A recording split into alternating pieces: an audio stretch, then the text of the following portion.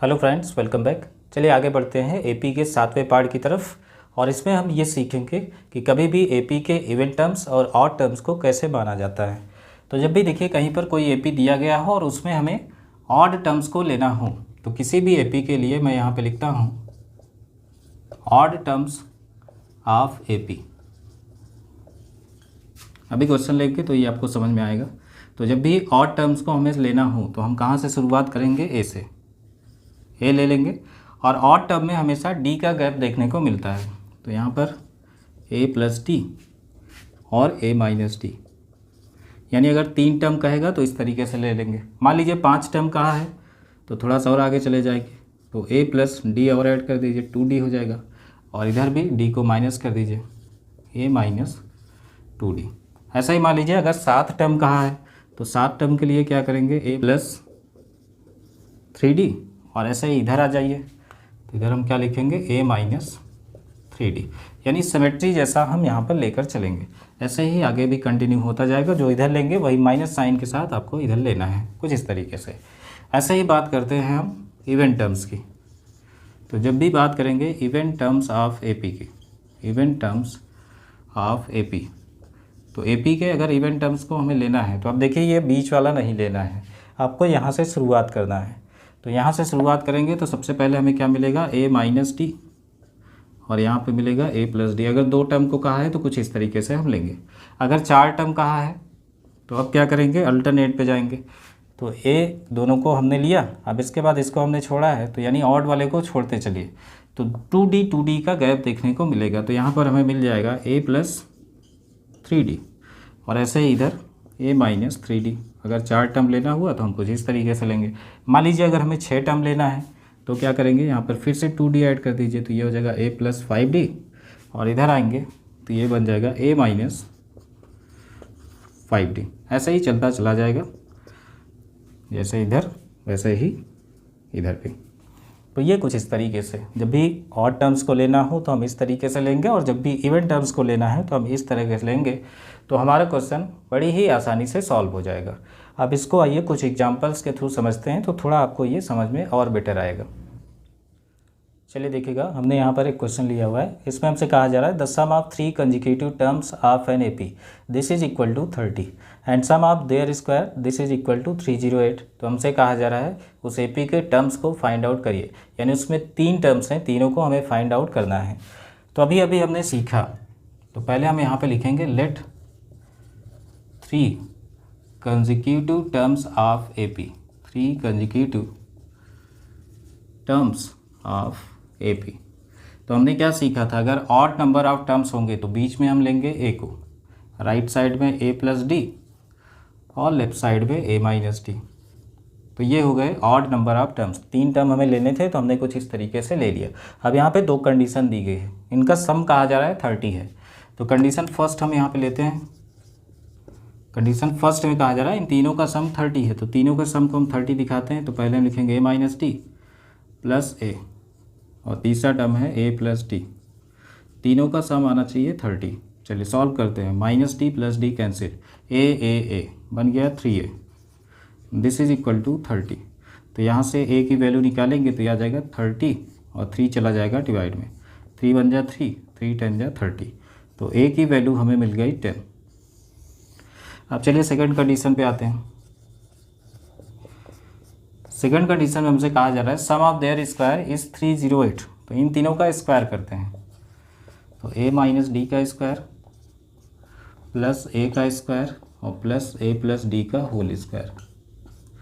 इसको जब ऐड करेंगे तो आना चाहिए 308। चलिए होल स्क्वायर के फॉर्मूले से इसको तोड़ते हैं। तो ये हो जाएगा a square plus D square minus 2ad। इधर ए स्क्वायर जैसा है वैसा ही रहेगा। इधर आ जाइए ए प्लस डी का होल स्क्वायर, तो ये हो जाएगा A square plus D square plus 2ad।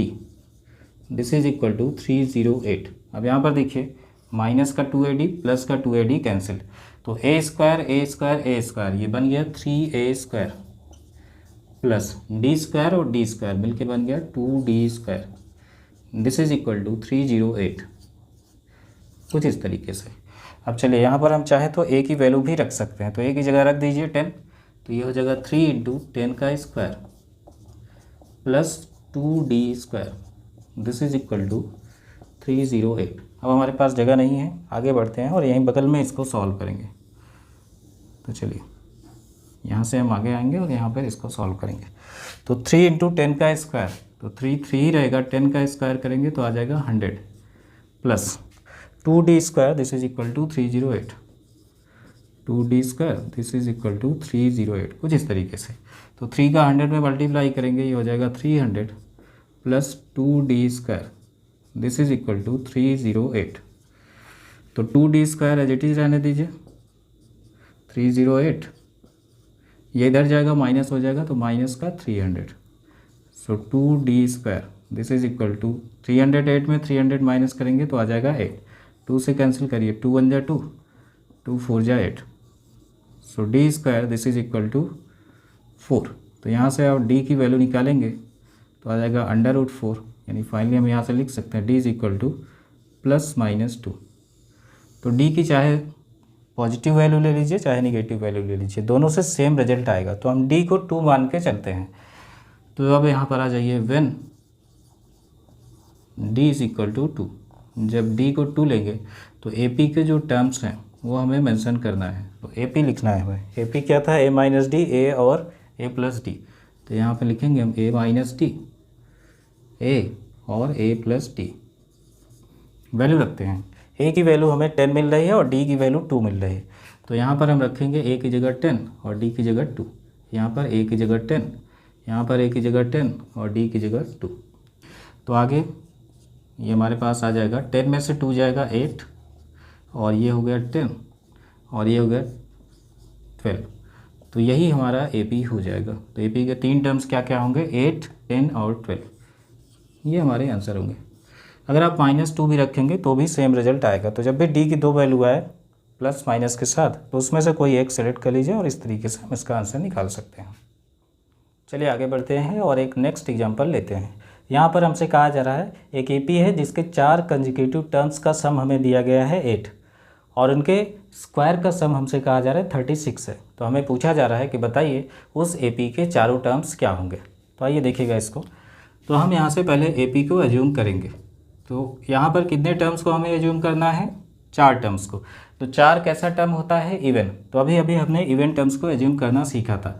तो AP को हम कैसे एज्यूम करेंगे, सबसे पहले यहाँ पे लेंगे a माइनस डी को और a प्लस डी को, ये हो गया 2 टर्म।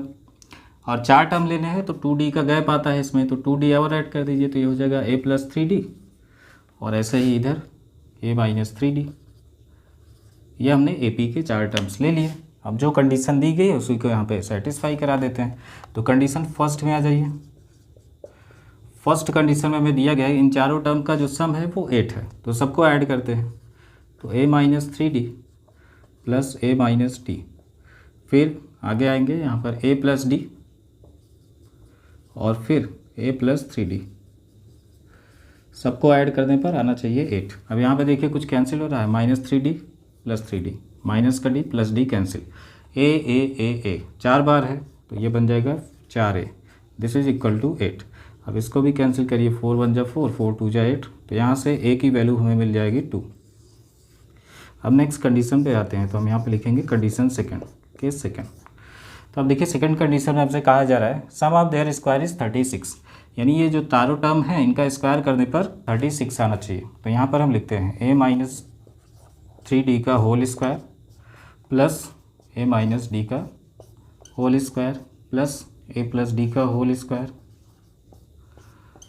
और प्लस a प्लस 3d का होल स्क्वायर, सबको ऐड करने पर आना चाहिए 36। चलिए इसको होल स्क्वायर के फॉर्मूले से तोड़ते हैं। तो ये हो जाएगा a square plus b square, तो b की जगह 3d स्क्वायर स्क्वायर करेंगे तो यह हो जाएगा 9d स्क्वायर माइनस 2ab, तो यह हो जाएगा 2 3 जा 6 इंटू 80।